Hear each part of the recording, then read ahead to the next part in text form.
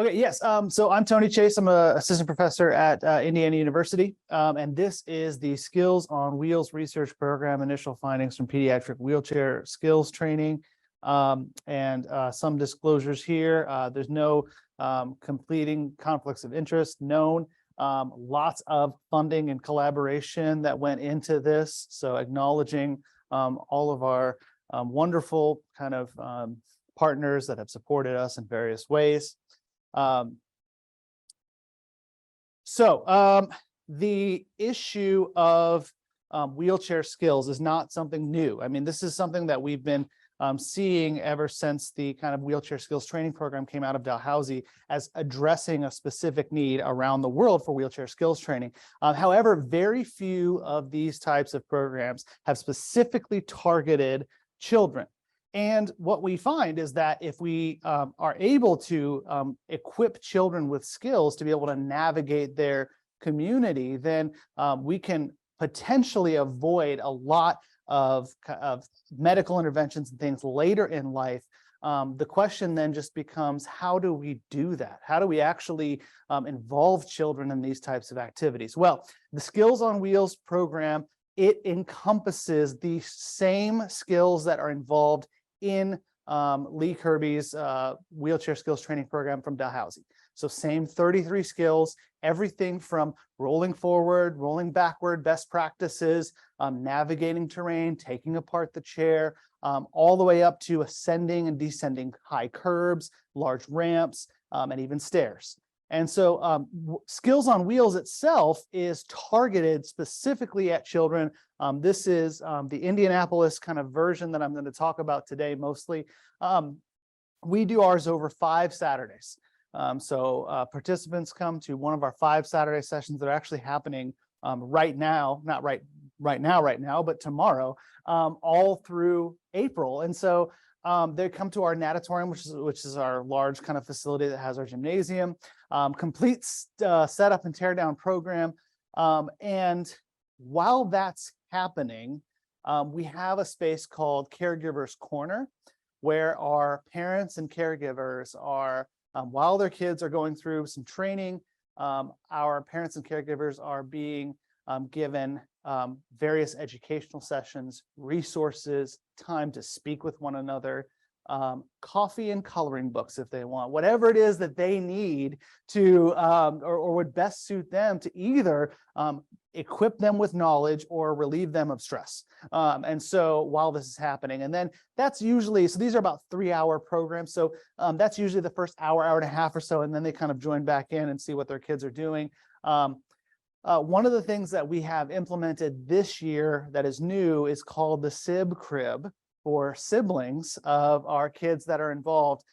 We have incorporated some activities from SIB shops, this kind of nationally recognized utility for educating kids about advocating and understanding their siblings' disability.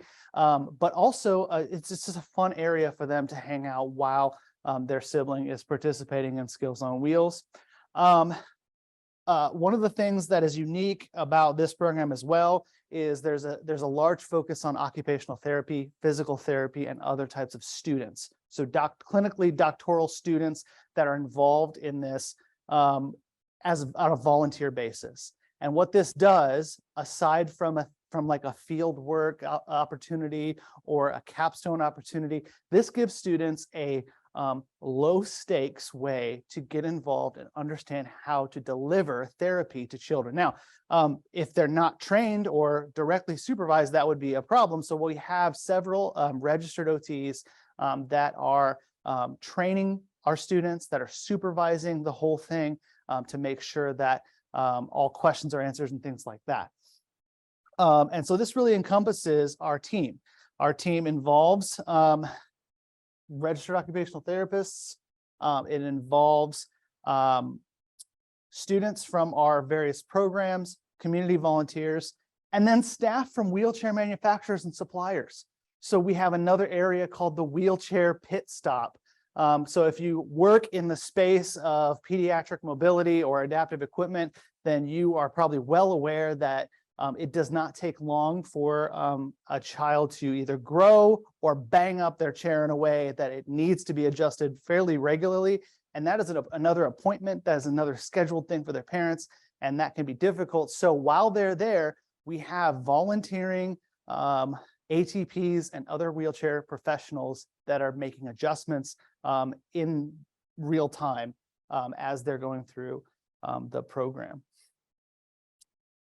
So our assessment measures that we've worked on for this study, the wheelchair skills test. So the full wheelchair skills test done, administered by our students who are trained ahead of time on how to observe the various levels of either fail or pass or partial pass, advanced pass, things like that.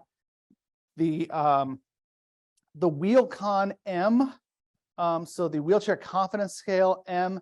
However, there is so Paula Rushton has worked on a pediatric version in French, and then myself and Paula and Krista Best and Lisa Kenyon, we have all worked on a pediatric version of that. And so we have employed that pediatric version.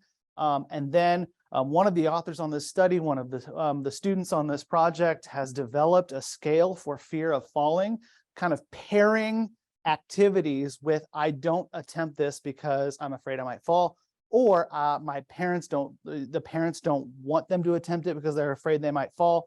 And then the PEMCY, which is the Participation Environment Measure, Children and Youth out of the Canchild Institute, looking at participation in home, school, and the community. This is parent reported. So also looking at the parents' desired participation. And then finally, we have some interviews with families. Going to be primarily talking about the quantitative during this talk. Our pilot run was 4 participants.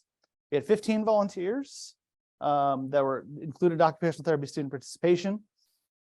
And this was in 2021.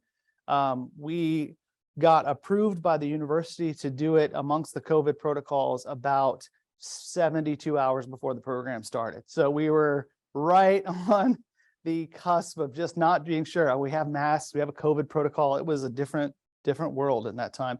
But our second run then, 17 participants, over 80 volunteers, continuing adding this fear of falling piece. I can tell you that 2023, which is going on right now, 25 participants, over 100 volunteers.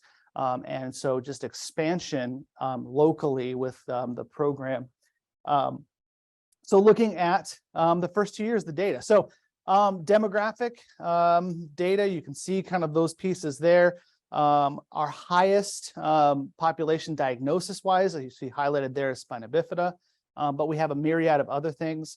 Our average age would be 11 and a half. So they really range from 8 to 17, but really kind of that, 11, 12 is where we see most of our patients or our participants coming from. And the reason I highlight some of these other diagnoses is that we're really looking at any manual wheelchair user that is within our age range, because oftentimes when children are prescribed wheelchairs or they age up to be able to use a wheelchair based on their condition, it is a prescription, it is a seating and fitting adjustment. It is maybe followed up with some OT or PT appointments to address specific occupational goals or specific, muscular skeletal goals, things like that. But there is no kind of systematic, here's how you use this device that you're going to use from here potentially for the rest of your life to navigate everywhere you're going to go. Don't bother training on how to actually use that thing, just send them out and they'll figure it out. And that is the disparity that we're trying to address with this type of program. And so we've opened it up to manual wheelchair users of all types. Confidence results. We see significant increases in things like moving a chair over a threshold, carrying my lunch and a book in my backpack at school, moving my wheelchair when I'm scared or worried. And then even some pieces in terms of confidence that is not about physical skills, but about asking for help, saying no if I don't need help. And then the most interesting piece out of this was because I might fall. So this is like the fear of falling scale writ large. This is the whole thing grouped together. Because I might fall, I'm afraid to attempt wheelchair skills activities and a significant decrease in that. So we see a holistic decrease in fear of falling, which then translates to the parent results, because the parents then, as kind of putting the story together, the parents then see this confidence, this independence. They see what their kids can do, and they see involvement during participation significantly increase, and then the desire for increased participation goes up significantly. So their parents see them do, and they want them to do more. And so just to kind of explain some of the significant decreases, the PEMCY looks at frequency of participation. We measured it during the program. And so obviously their frequency of participation in other activities is going to go down because they're spending every weekend doing this and then also practicing at home. So we kind of almost expect to see that. But the important thing is that they're still more involved, more engaged, and their parents want them to do even more. And then the wheelchair skills themselves, we actually, we're still a little underpowered statistically. I want to see more data to really, because every single skill trended upward, and a lot of them significantly so. And so especially our high level skills. And so I'm just going to kind of imagine, so this is not necessarily the data not telling us this, but there is a possible scenario where children are afraid or don't even attempt these higher level skills. And so they're not proficient in them.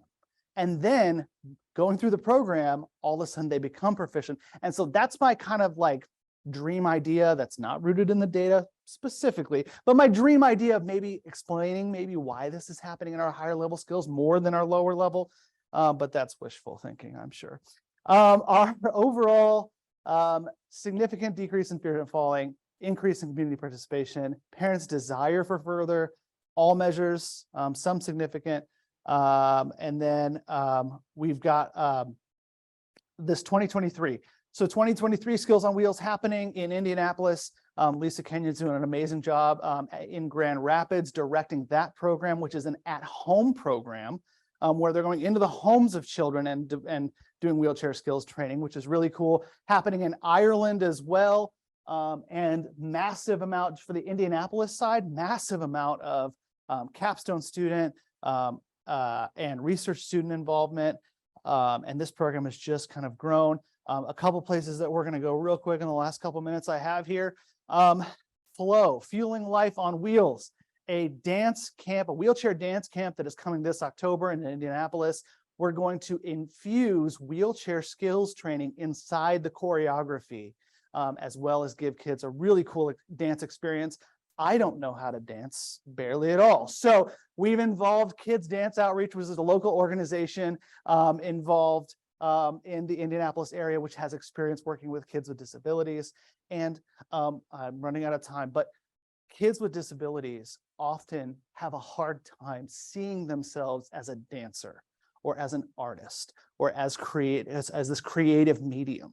And so Kids Dance Outreach has a very stated goal of showing kids that you are a dancer, you are an artist, and let's express that. So a very cool piece of that. We're going to look at an adult program that kind of runs similar in Indianapolis, and that's in collaboration with this facility called NeuroHope. And so that's going to also launch soon. And yeah, all the students, all the participants, all the families, some wonderful, financial and other types of support. This program is, I direct the thing, but it runs on the backs and the legs of so many people outside of me. So I couldn't even begin to name all those folks, but so excited for where this has been and where it's going.